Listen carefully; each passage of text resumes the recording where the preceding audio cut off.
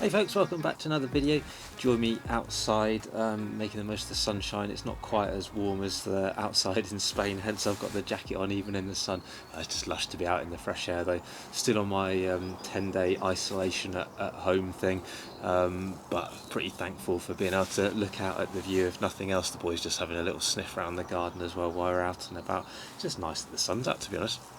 I've just put this jacket on for the first time since November last year, and I found two things. One, nice pair of Oakleys that I thought I'd lost, and I actually bought another pair exactly the same, so that's nice. I got two pairs of them now.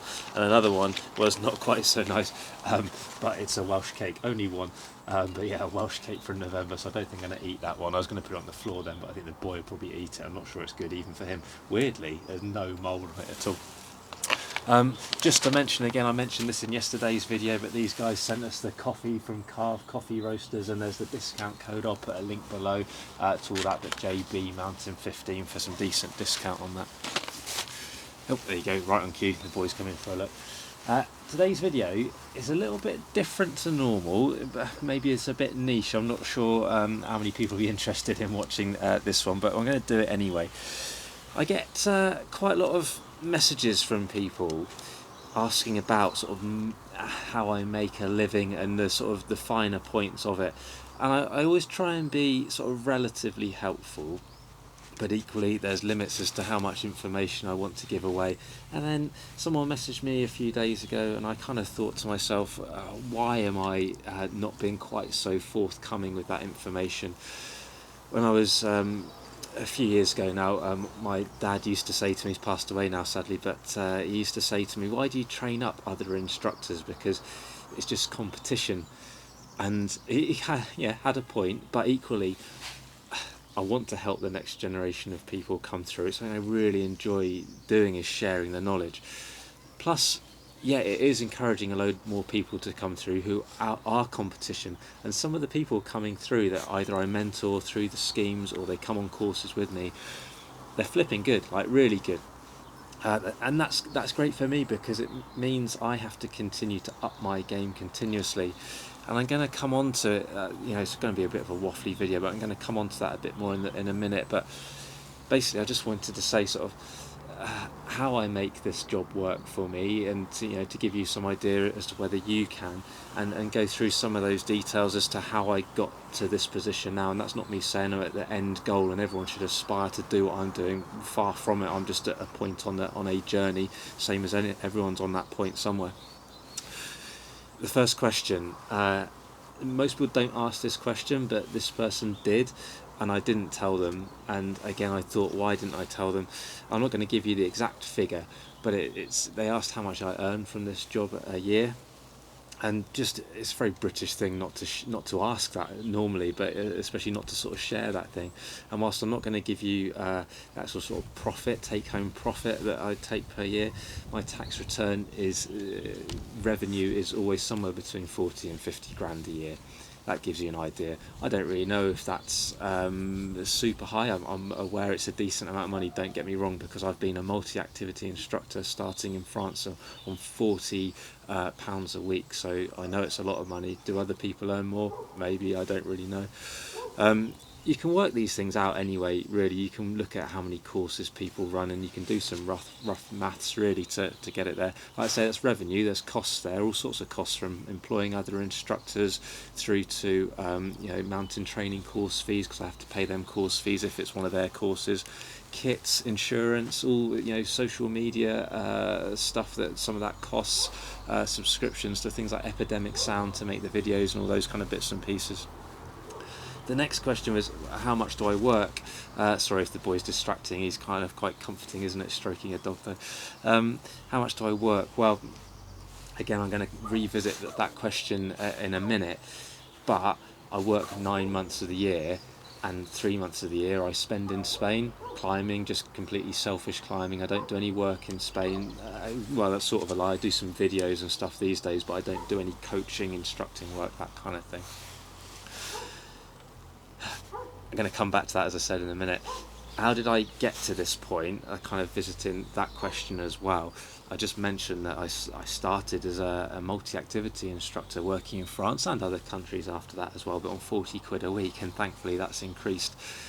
I've done other videos on this, I think, but from being a multi-activity instructor in France for Acorn Adventure, I kind of eventually progressed as my gas man just coming, so I'm just going to have to pause the video for a second and join you in a second, because he's going to come and clatter around with the gas bottles. Right, the gas man's been, which is good because I completely run out of gas while I'd been away. So where was I? How did I get here? Yeah, 40 quid a week at Acorn Adventure, then a few multi-activity sort of centre style jobs before I became a chief instructor at one, started freelancing, eventually went full-time self-employed, and now here I am as a sort of a mountaineering climbing instructor running all the different courses I do. And this was always kind of the end goal, actually. I say end goal because it evolves, doesn't it? But this was where I wanted to be. And now I'm going to move on to the key of making it work, really. For me, it comes down to the first and foremost is you've got to be the best you can be at the job, right? And I've worded that specifically like that because it leads into the second point, that you've got to keep getting better. Because 18 years old, working at Acorn Adventure, running climbing sessions, land yachting sessions, whatever else, I was the best I could be. I tried really hard, but in hindsight, it was rubbish. Really, I'm a lot better now. Well, in 20 years' time, will I look back at now and be better? Well, hopefully, I will be better in 20 years' time. Hopefully, the steps get more sort of incrementally sort of smaller, because there's less to learn, but there's still so much to learn. There's so much to improve upon. So I think it's really important to keep working at the qualifications, keep doing CPD, keep being excited by what you do, keep going in my case, climbing, mountaineering, all that kind of stuff, and learning and getting experience and everything. Next up is kind of putting the hours in, and this is just absolutely vital, right?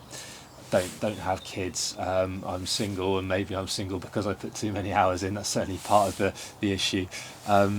But you need to put those hours in. You have to work really hard. You have to, if you said, what are my working hours? I don't have working hours. It's not a 9 to 5. I might be out at the crag, in non-COVID times working 9 to 5. But then I get back and, I've got emails to answer, videos to make, all these different things. So it may well be that if you email me about a course or something, I get back to you at midnight, because that's kind of when I have the time to do it, to fit around not only work, but training and walking the dog if he hasn't been out, and all those other bits and pieces of life as well. But that's a real tough thing about running your own business. I'm sure for many businesses, not just in the outdoor world, but is kind of managing time. It's really hard to do, and to be honest, my life is intertwined with work, so I don't have a set block. It's just, sometimes I'm working, sometimes I'm playing, sometimes it's the same thing, because as you probably know, I love my job. You have to excuse me reading off the laptop for this one, because I just want to make sure I tick off all the points I wanted to mention. With those hours, right, they've got to be useful hours, haven't they? They can't just be hours doing something that's not of any benefit to you or the work or anything. He's obviously feeling a bit needy today. The biggest thing for me, right, was social media in general. That's how I started to get my name out there, and that started off back in the day. Probably UK climbing was a big thing for me, actually, just being helpful on UK climbing, answering lots of questions, beginnerish style questions really, but other stuff as well. It starts to get your name out there, and then the odd person sees that, and then they want to book a course with you because they've seen you've been helpful on UKC. And I must admit, I don't use UKC so much these days, but still use social media a lot, as you no doubt know. So I used to get lots of emails saying, "Oh, I've seen you on UKC." Da, da, da, da. These days, it's, "Oh, I've seen your Facebook, I've seen your Insta, I've seen your YouTube." So it's evolved slightly, and UKC is still there. It's still a really useful thing. But I still have a presence on that, but much more on more regular forms of social media. And loads of my work comes from that.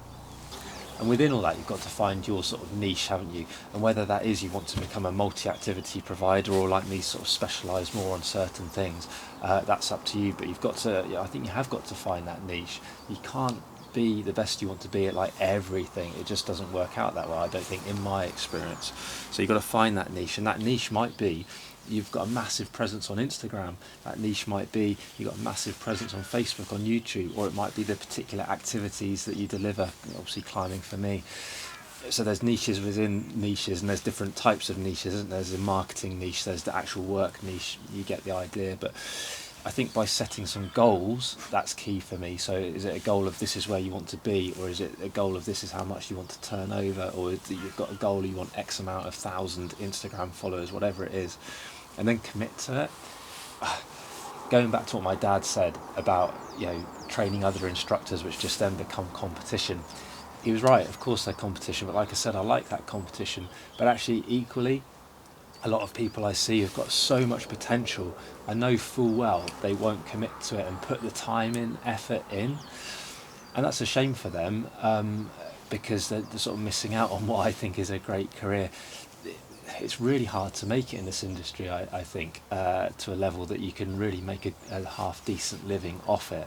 And it really does boil down to commitment. The people I see around me, not just in North Wales, but in the UK in general, and obviously in the rest of the world, the people who are good at it, they've committed to it. They just put loads of time and effort into it. I don't think there's a magic formula to it. Put the hard work in and be really good, and you'll get some output at the end of it. There will be some tough times though. I remember one particular conversation with an ex-girlfriend.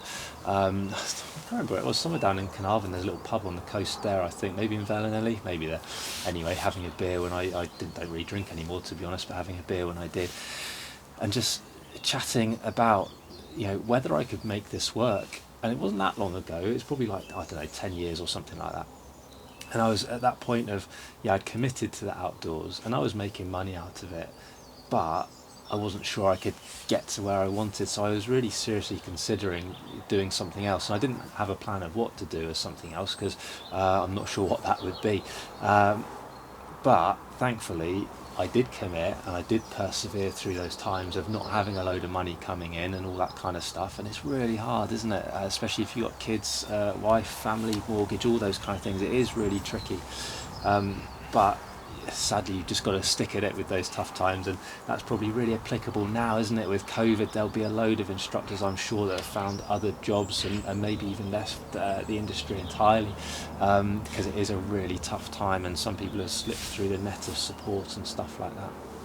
I guess one of the other things with that is sort of the sacrifices of, I don't drink, I don't smoke, I don't aspire to have lots of nice items. In life, I want somewhere nice to live. That doesn't mean big, but it's sort of that view and stuff. I want to be able to afford food and whatever for me and the boy. And my proper sort of one luxury item is my car, and I love that car. But other than that, I live pretty frugally. Even when I go to Spain over the winter, of course, I'm not working, but I've worked hard through the rest of the year to save up enough. Not really spending any more once I'm there that I would be at home. In fact, actually going to the supermarket and stuff is cheaper over there, and fuel is cheaper. So you do have to be a bit frugal. That's just the way it is, I think. My last point to leave you with is you've just got to love it. You really have. If you don't love it, I just don't think it's a realistic proposition to get to the point of being really sort of happy with the job and having a sort of decent income. I know it's not just about the income, is it? It's the way of life, but we do have to earn some money doing it as well. And I think other jobs, take anything. An estate agent, does an estate agent love their job? I don't know. Does that sales assistant love their job? Does that lawyer love their job? I'm sure some do, I'm sure some don't. It just seems particularly hard in like a vocational kind of job and industry like what ours is. It just seems really hard to make it work if you haven't got that passion and drive for it. That's just my thoughts, as all those thoughts have been. You might watch this and think I'm chatting utter rubbish, and that's cool. You know, other people have got to where they want to be via completely different routes and have completely different outlooks on life. This is just what's worked for me, and that's all I can really talk about, isn't it? So I hope it's been of interest. As always, do fire away with any questions. I know it's been a slightly niche video compared to my normal ones, but I hope there's been some useful information. I am happy to answer stuff as best I can. If you've got questions about the industry, the job path, whatever it might be, just fire away with those. Do click that like button, smash the subscribe button, follow us on Insta, follow us on Facebook, all those things I ask of you every time. It's very, very kind. The support is always, as I say every time, massively appreciated. I've got to go and have some lunch, so I'm going to go inside. It's actually quite warm out here now. I've committed to sitting outside. Once again, thanks very much for watching. More videos coming up very soon.